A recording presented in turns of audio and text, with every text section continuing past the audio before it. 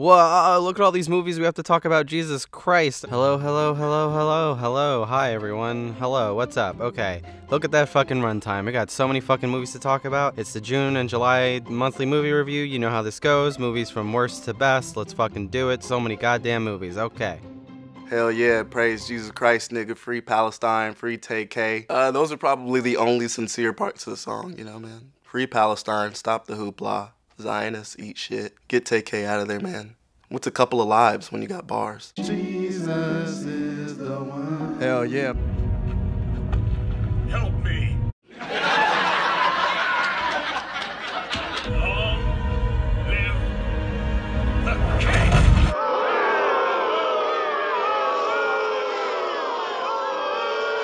Get TK out of there, man.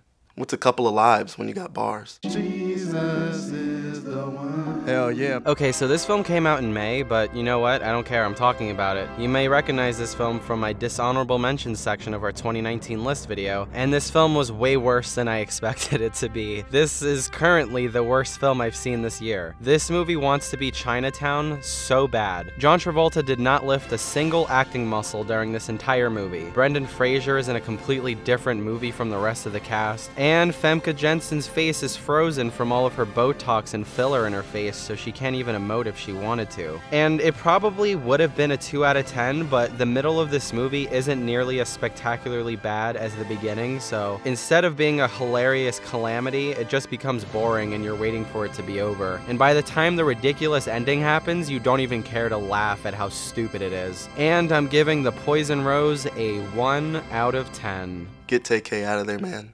What's a couple of lives when you got bars? Jesus is the one. Hell yeah. I honestly forgot I saw this abomination. This movie is garbage, the story is bland, the animation is unforgivable. How could a studio regress in what kind of animation their fucking animating studio puts out? Unbelievable. I guess one thing I enjoyed was a short confrontation with Superman, but the animation again is so bad that I could just not believe it was real. This movie is atrocious and one of the worst Batman-related projects in recent memory.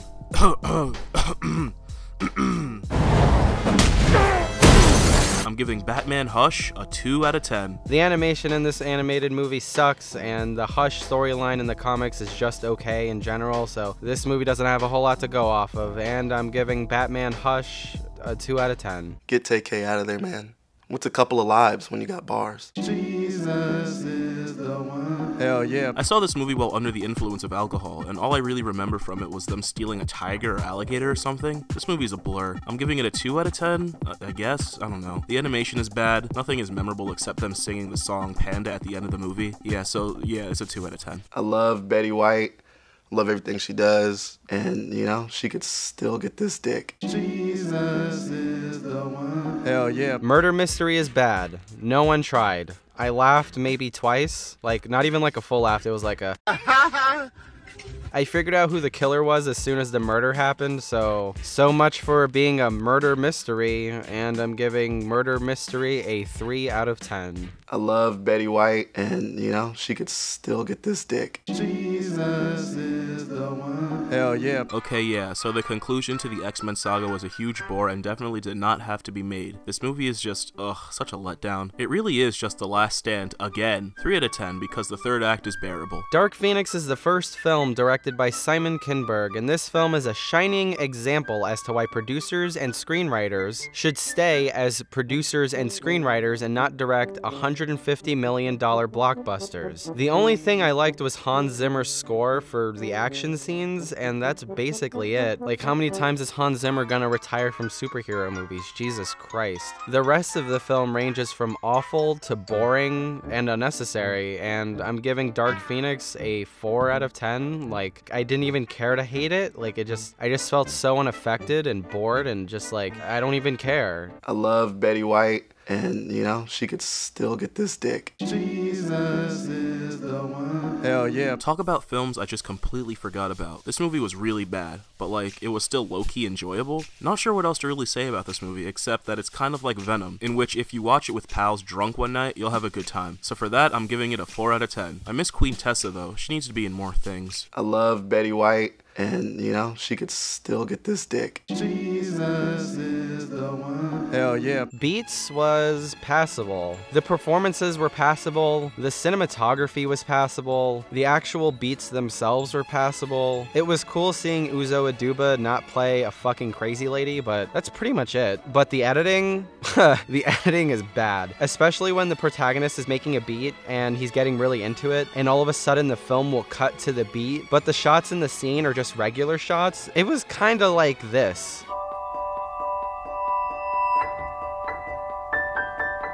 Isn't that annoying? I'm giving Beats a 5 out of 10. I love Betty White, and you know, she could still get this dick. Jesus is the one. Hell yeah. Alligators! This is deadass the same film as that one shark movie from a couple years ago with Blake Lively, and I originally gave that film an 8 out of 10, but I don't know why, because this movie is like a 5 out of 10. Something to watch, nothing great, nothing awful, just harmless entertainment. I love Betty White, and you know, she could still get this dick. Jesus is the one. Hell yeah. I Am Mother, more like I Am a 5 out of 10. I'm just kidding, but seriously. The thematic elements it was going for were there, but it didn't raise the bar at all, and it just didn't feel like it was trying to raise the bar either. The production design was pretty good, it was sleek, and Hilary Swank does her best with what she's given, and she's a queen for that, but I have no desire to ever see this film again. And I'm seriously giving I Am Mother a 5 out of 10.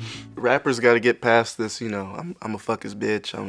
What are we all fucking the same? Like 10 girls?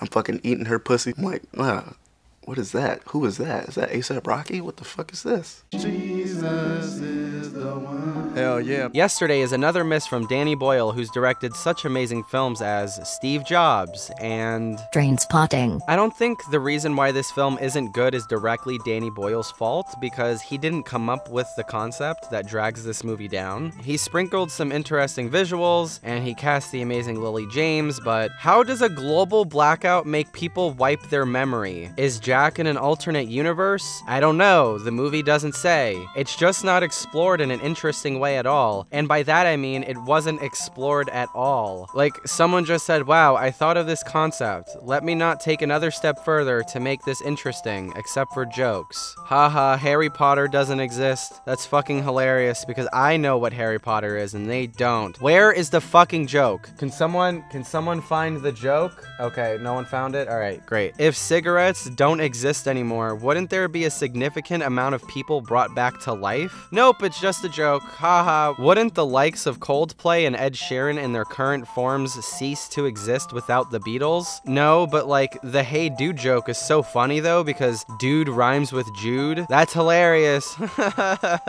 The remember when music was good sentiment this movie oozes fucking bothers me. And there's a love story that is cookie cutter and done to death, and it's not interesting at all, but at least Lily James is trying her best, and I'm giving Yesterday a 4 out of 10. I've never been a fan of the Beatles, but just saying now, the song I Wanna Hold Your Hand is literally written about me. They said at the songwriting session, oh my god, this is about Glenn specifically. It's fucking wild. But anyway, this movie was good as hell, and super entertaining. I think the idea of the Beatles, the biggest band ever in the history of the world, disappearing from the populace's memory is a great concept. The acting is good, the story itself, although predictable, was very good. See this movie if you want something to watch. I'm giving Yesterday a 7 out of 10, and I'm giving Today a 2 out of 10. What is that? Who is that? Is that A$AP Rocky? What the fuck is this? Jesus is the one. Hell yeah. Toy Story 4 is yet another...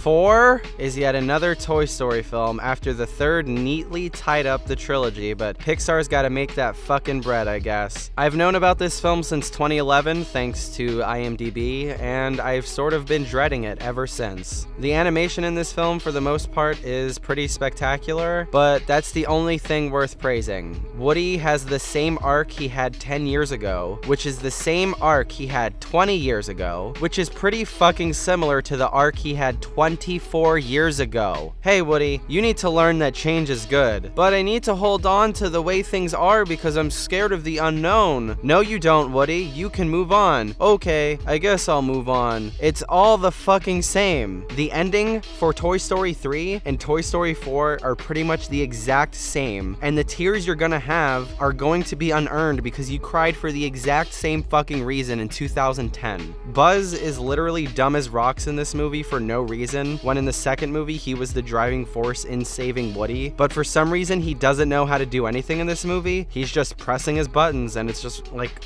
what happened to this character? What happened? The rest of the toys don't have anything to do. There's so many times in this movie where the film just stops in its tracks to tell you a joke. In the other three movies, they have funny moments in them. They're definitely funny, but the movies never stop to be like, hey, you want to see 3 different scenarios of how funny this scenario is? Isn't that funny? But wait, aren't we supposed to be saving Woody? Like, what the fuck is happening? Ugh. And I'm giving Toy Story 4 a 5 out of 10, maybe a 4. I think I'm gonna give it a 4. I don't know. I'm gonna figure it out. You're watching this video, you know what I gave it. I really didn't expect anything from this movie, like, at all. At first I thought, why is this movie even being made? What more can they tell with these characters? Isn't the art complete? Boy, was I surprised. First of all, this is peak animation. No animated film in the history of animated films are going to look as good as this movie. So yeah, the animation, litty. The story, not so litty. It's crazy that we waited, what, 8 years to see the same movie again? I was, however, a huge fan of what the writers did with Woody. How he thought that giving his voice box to a terrifying ginger doll would fulfill his life with meaning. How he left everyone at the end. It was emotional and left me an emotional wreck.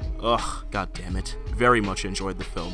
Pretty funny, would be a nice watch with young kids. Recommend this film even though Buzz was a fucking idiot for no reason. 7 out of 10. What is that? Who is that? Is that A$AP Rocky? What the fuck is this? Jesus is the one. Hell yeah. Ophelia is yet another film adaptation of Shakespeare's Hamlet, except that the film is told from the point of view of Ophelia, who is Hamlet's love interest. Daisy Ridley kills it as Ophelia. She's present in every scene, and I could watch her act for days. Clive Owen is in it as Claudius, and his wig is laughable at best. It's fucking horrendous. Naomi Watts plays Gertrude and the witch in the forest, and she's amazing as always. The production design and the costume design was all there, and it was awesome. But while I was watching the film, I couldn't help but notice that Gertrude is the most interesting character in the story, and she has more of a transformation than probably anyone in the story, so I'm confused as to how the film wasn't told from Gertrude's point of view, and I'm giving Ophelia a 6 out of 10.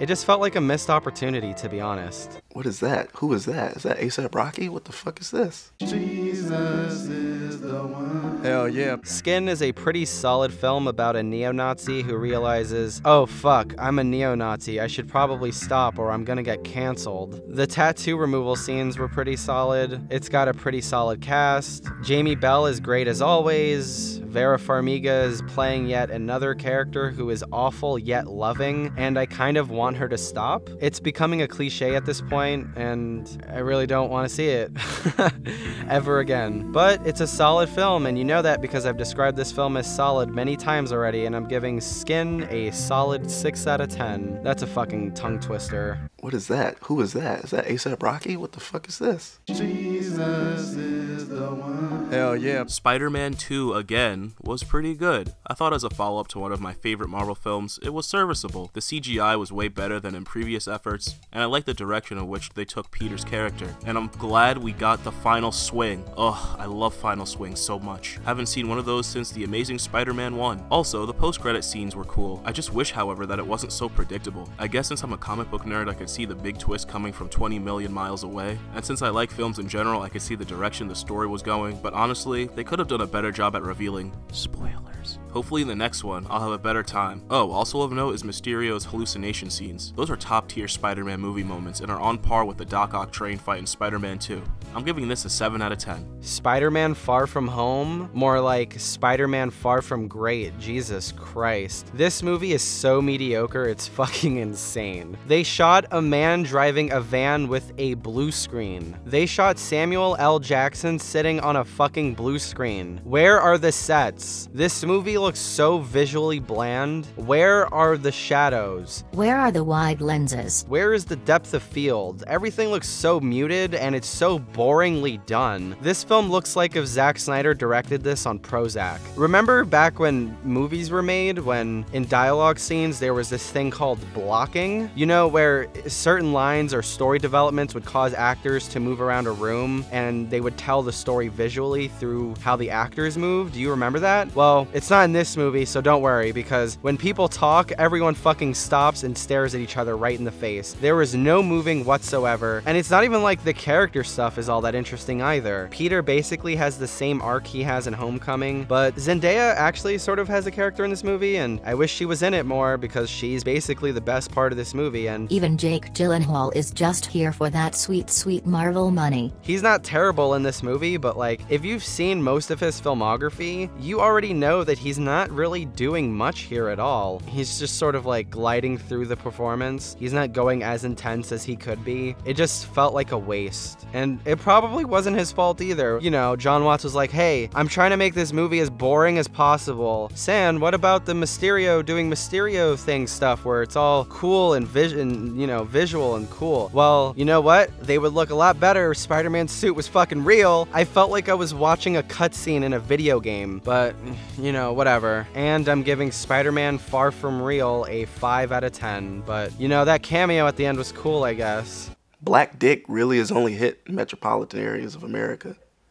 Take black dick to Montana, cause mass fucking hysteria. Jesus is the one. Hell yeah. The farewell was pretty good. The performances all felt lived in and authentic. I loved how unapologetically Chinese this film was. By that I mean it's an American film distributed by an American distribution film thing place, but almost half the dialogue was in Chinese or Mandarin. I don't know the difference. You know what I mean. The cinematography was pretty good. The lighting wasn't too adventurous or anything like that, but I felt like the composition in tandem with the production design was always either conveying the theme or expressing how a character felt. And I know a lot of movies do that, but like it felt more bold and tangible as an audience member instead of being abstract, and it was pretty great. The only thing that really bugged me was something that happens at the very end of the movie. I'm not spoiling it, but it felt like the movie had this very consistent theme and this very consistent message, and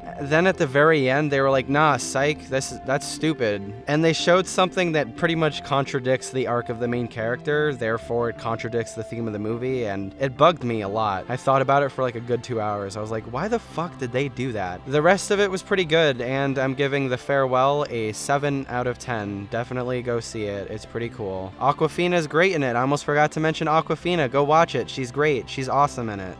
Black dick really is only hit in metropolitan areas of America. Take black dick to Montana, cause mass fucking hysteria. Jesus is the one. Hell yeah. This film is a slow burn, but I thought it was good anyway. Tarantino has always been the master of dialogue, but this, man, the dialogue is low-key so boring. The first act of the film seems completely aimless. We are introduced to these characters played by Leo and Brad, and basically the first 2 acts just set them up so that what happens at the end is justified. The performances are nice though, I guess. I say I guess because it feels like Leo is high-key phoning it in. He seems so fake when he acts. The accent he brings doesn't seem authentic in the slightest, but whatever. I really don't even plan on seeing this film again in my life, but it's a run-of-the-mill Tarantino film. Pretty good, nothing too special, pretty to look at, dirty white people feet, and something to watch. I'm giving it a 7 out of 10. Once Upon a Time in Hollywood is the 9th and second to last film by Quentin Tarantino. It's also my second most anticipated film of the year, and it did not disappoint in the slightest. It's also way more reserved, laid back, and mature in relation to the rest of his filmography, but damn, every minute of the 2 hour and 45 minute runtime was great. There was a baby boomer sitting next to me, and he left about halfway through the film, and I think he might not have known that it was almost 3 hours long, which I think is very important to know before walking in. Some of these scenes kind of go nowhere, and it's so well done that I was just there for the ride. I wanted to watch that movie forever. Leonardo DiCaprio and Brad Pitt, I would argue, turn in near career best performances. I mean, I don't think it's better than, you know, their best performances, but I think you can have that conversation. It's pretty close, I would say. Brad Pitt might have given my favorite supporting performance of the year so far. He was so fucking good in this movie. I think it would be valid for people to say, well, he's just playing Rusty from Ocean's 11 again, sort of. He's just laid back and he's cool. But something about this just felt so different for me. Anyway, this film is hilarious. It's quotable. As a director, I found the depiction of actors to be insanely accurate. It's the feel-good movie of the year for me, to be honest, and I'm giving it an 8 out of 10. It was fucking awesome. It may be a 9 later, I don't know. It feels like a film that has to grow on you. We'll see. Black dick really is only hit in metropolitan areas of America.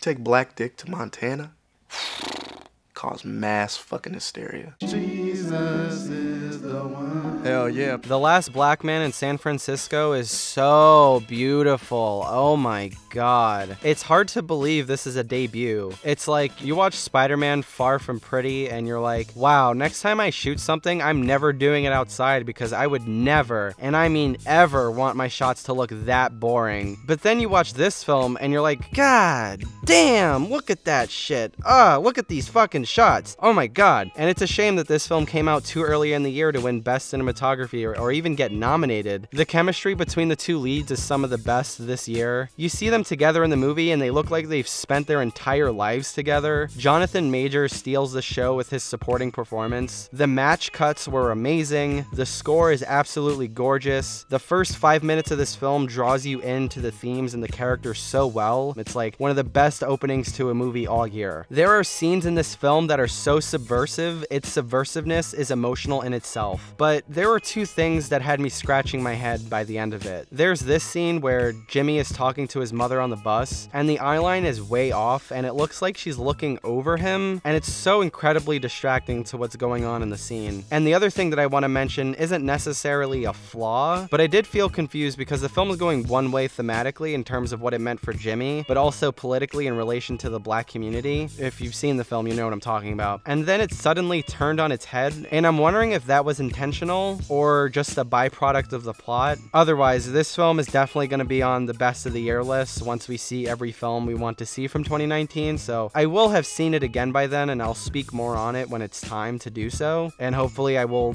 be able to figure this movie out. Please see this film, and I'm giving The Last Black Man in San Francisco an 8 out of 10. It could be a 9 in the future, but I don't know. We'll see. We'll find out. Black dick really is only hit in metropolitan areas of America. You take black dick to Montana, cause mass fucking hysteria. Jesus is the one. Hell yeah. First things first, this movie is not scary. I went into this movie thinking I was going to get scared shitless, but it literally did not happen, which to be honest was kind of disappointing. I went into this movie wanting to see a horror film unlike any other, and even though that's what we got, it was going in the opposite direction from what I expected to get. I guess you can say this film subverted my expectations. Ha ha ha ha ha. Ha ha, Rian Johnson, The Last Jedi. So anyway, for people who are really not into sitting down and being fully invested in an art-lay film, this movie will high-key bore the shit out of them. Things are super slow, and they don't really ever pick up until the end of the movie. The first real holy shit moment does not happen until like an hour 30 into the film. Before that, we are however presented with characters that are super realistic and likable, in a way. They feel like people we know in real life, and the depiction of the relationships in this film are done extremely well. When talking with friends about this film, some call it super boring, or surprisingly super funny. The end presents unexpected moments that one could find as a joke and hilarious, but I think overall the movie is well done. The shots are well thought out, the story is precise, the acting is believable, and the set design is top notch. Even the effects look great. I would recommend this movie if you are looking to watch some light art, but if you're an average moviegoer who needs explosions and other attention-grabbing things, then I would say skip it. This movie is definitely not for everyone, but I'm giving it a solid 7 out of 10. Midsommar? Is it Midsommar? I don't want to fucking pronounce it like that. Midsommar is the sophomore film directed by Ari Aster, who directed Hereditary from last year. I revisited Hereditary recently after my horrible movie-going experience I had when I saw it for the first time, and seeing it without complete idiots in my vicinity was great. Minus the fake flies and some technical flubs at the end, it's an awesome film, and I'm giving Hereditary an 8 out of 10. Bye-bye, that's the end, bye-bye, I'm not reviewing Midsommar. In trying to write this review and the period between both times I saw Midsommar, I struggled to find words to accurately describe how impactful this film was for me. So here is my awful attempt at that. If you haven't seen Midsommar yet, even though it's billed as a horror film, like Hereditary, don't expect your conventional, scary movie. What the true horror is in the film is more abstract than most films. It's way more character-driven than anything. It's so bold and unique, and although I know there are things like this film out there, you know, like The Wicker Man or the other Midsommar. Let's just put it this way, okay? Kimba the White Lion exists, but The Lion King is way better. Ray J hit it first, but Kanye put a ring on it. I mean, you get the point. The symbolism in this film is so detailed and striking, it's worth dissecting for weeks. There's a lot of influence from the likes of Bergman, Jodorowsky, and Kubrick. The production design was amazing. I mean, look at this real, not CGI environment during the daytime. Look at how much better this completely exterior film looks in comparison to Spider-Man Far From Real. The drug sequences in this film were amazing, and they just left you unnerved, and the effects were really cool, and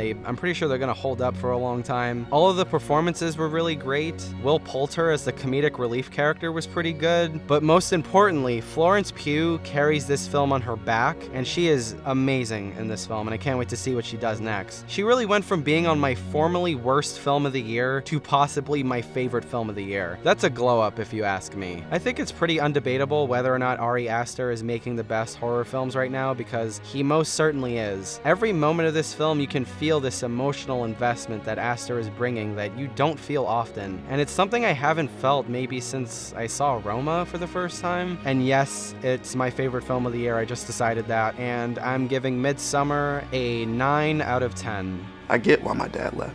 You know what I mean? I would have left too.